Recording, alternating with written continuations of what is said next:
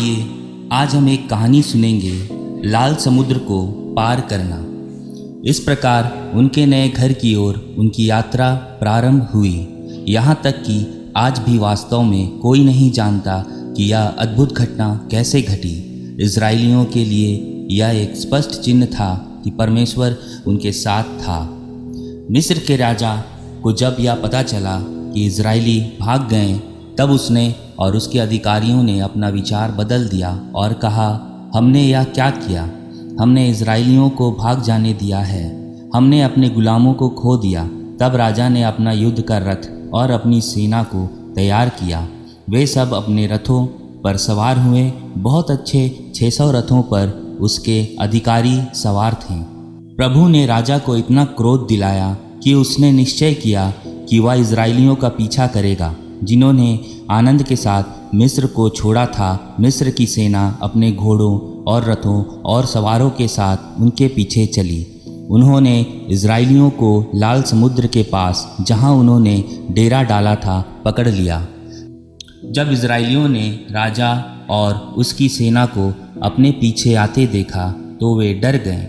वे प्रभु से सहायता के लिए चिल्लाए। उन्होंने मूसा से कहा, क्या मिस्र में कब्रें नहीं थी? क्या तू हमें यहाँ जंगल में मार डालने के लिए लाया है? देख, मिस्र से हमें बाहर निकालकर तूने यह क्या किया? वहाँ से निकलने से पहले हमने तुझसे कहा था कि यह सब कुछ होगा। हमने तुझसे कहा था कि हमें अकेला छोड़ दे और हमें मिस्रियों के गुलाम रहने दे।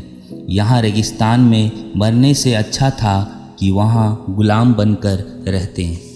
मूसा ने उत्तर दिया, डरो मत, शांत रहो। अब तुम देखोगे कि आज प्रभु तुम्हें बचाने के लिए क्या करेगा। तुम इन मिस्रियों को फिर कभी ना देखोगे। प्रभु तुम्हारी ओर से लड़ेगा, तुम्हें केवल चुपचाप व शांत रहना है। प्रभु ने मूसा से कहा, तू सहायता के लिए क्यों दुहाई दे रहा है? लोगों से आगे बढ़ने को कह। अपनी लाठी उठा और समुद्र के ऊपर बढ़ा। पानी 2 भागों में बंट जाएगा। इस्राएली समुद्र के बीच स्थल पर से होकर जा सकेंगे।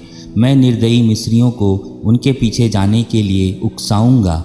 जब मैं उन्हें हरा दूंगा, तब वे जानेंगे कि मैं प्रभु हूँ। तब वे मेरा आदर करेंगे। तब परमेश्वर का दूत इस्राएली प्रजा के आगे से उनके पीछे चला गया। बादल का खंभा भी उठकर इस्राएलियों और मिस्रियों के बीच में आ गया। मिस्रियों के लिए बादल ने अंधकार कर दिया, परंतु इज़राइल की प्रजा के लिए प्रकाश दिया। इसलिए मिस्री सेना रात भर इज़राइलियों के पास नहीं आ सकी। मूसा ने अपना हाथ समुद्र के ऊपर बढ़ाए रखा। प्रभु ने तेज पूर्वी हवा चलाई और समुद्र को उल्टा बहा दिया।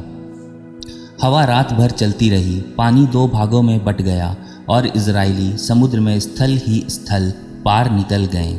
वहाँ पर दोनों ओर पानी की दीवार थी। मिस्रियों ने अपने सारे घोड़ों और रथों और सवारों समेत उनका पीछा किया। भोर से पहले प्रभु ने आग के खंभे और बादल में से मिस्री सेना को नीचे देखा। उसने उनमें बहुत डर और गड़बड़ डाल दी। उसने उनके रथों के पहिए जाम कर दिए। उनके लिए आगे बढ़ना बहुत कठिन हो गया था। मिस्रियों ने कहा, प्रभु इब्रानी लोगों की ओर से हमसे लड़ रहा है, चलो हम यहाँ से निकल भागें।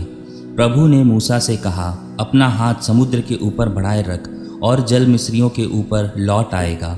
इसलिए मूसा ने अपना हाथ समुद्र पर बढ़ाए रखा। भोर होते ही जल अपनी जगह वापस आ गया। मिस्रियों ने जल से भागना चाहा, परंतु प्रभु ने उन्हें समुद्र में बहा दिया। जल वापस लौट कर आया और मिस्र की सेना को डुबा दिया। उनमें से एक भी ना बचा।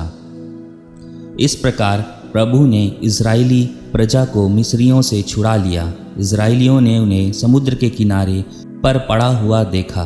जब उन्होंने प्रभु की महान शक्ति द्वारा मिस्रियों का विनाश होते देखा, तब उन्होंने उसकी स्तुति की और उसे धन्य कहा।